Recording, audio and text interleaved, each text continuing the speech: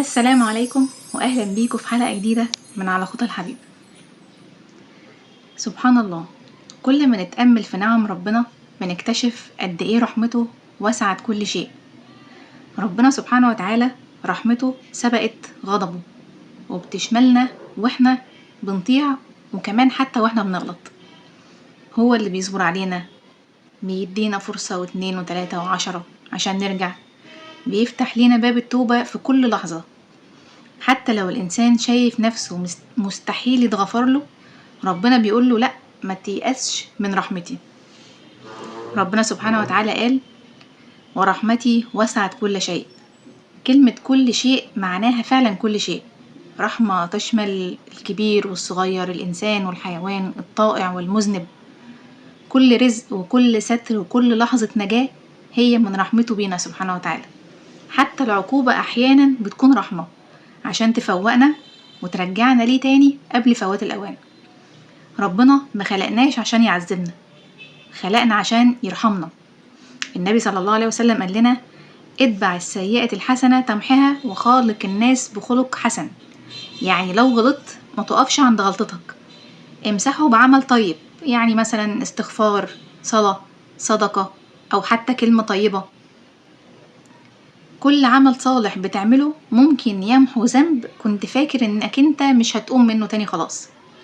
وطبعا كلنا عارفين القصة اللي النبي صلى الله عليه وسلم حكالنا، بتاعة ان كان في رجل قتل 99 نفس، يعني واحد قتل 99 واحد. فانتوا متخيلين ذنوبه قد ايه كانت عظيمة، لكن هو في لحظة صدق التوبة، يعني قرر خلاص ان هو يتوب بس بصدق. فراح لراهب وسأله: هل لي من توبة؟ فقال له: لأ، مفيش توبة، الواحد زعين اللي زيك بقى خلاص كده ملوش توبة خلاص. فقتل هو كمان، وبكده يبقى قتل 100 نفس، 100 واحد، ومع ذلك قلبه لسه فيه أمل. راح لعالم وسأله نفس السؤال، فقال له: ومن يمنع عنك التوبة؟ يعني في أمل إن شاء الله، لكن طلب منه إن هو يسيب الأرض اللي هو فيها لأن هي أرض سوء، ويروح مكان تاني فيه أقوام صالحين يعبدون الله فيعبد الله معهم. وفعلا بدأ رحلته إن هو يروح بقى يسيب البلد اللي هو فيها، يروح مكان تاني، وده طريق التوبة بتاعه. لكن مات في الطريق قبل ما يوصل. فطبعا ملائكة الرحمة وملائكة العذاب نزلوا فاختلفوا عليه، ملائكة الرحمة يقولوا ده معانا، وملائكة العذاب يقولوا لا ده معانا. فربنا أوحى للأرض إن هي تتقلص من ناحية أرض الشر، وإن هي تقترب من أرض الصالحين.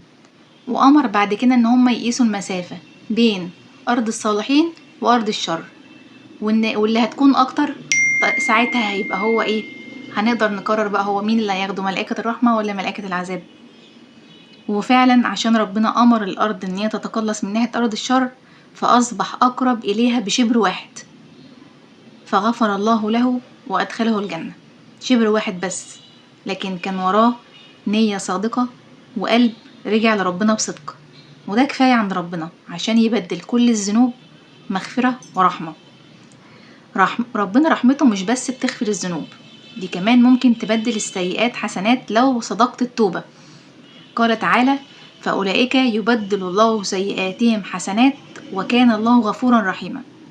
في كل مرة تغلط ما تيأسش، ارجع لربنا تاني، ربنا مستنيك وفرحان برجوعك أكتر مما تتخيل. رحمة ربنا وسعت كل شيء، بس احنا اللي محتاجين نرجع ونطلبها. كل ما نقع نقوم، وكل ما نغلط نستغفر، وكل ما نبعد نرجع تاني ونقرب. قولوها بجد من قلبكم: يا رب برحمتك أرجو فلا تكلني إلى نفسي طرفة عين، سبحانك يا أرحم الراحمين. وبكده خلصت حلقتنا النهاردة، واستنوني في حلقة جديدة من على خطى الحبيب.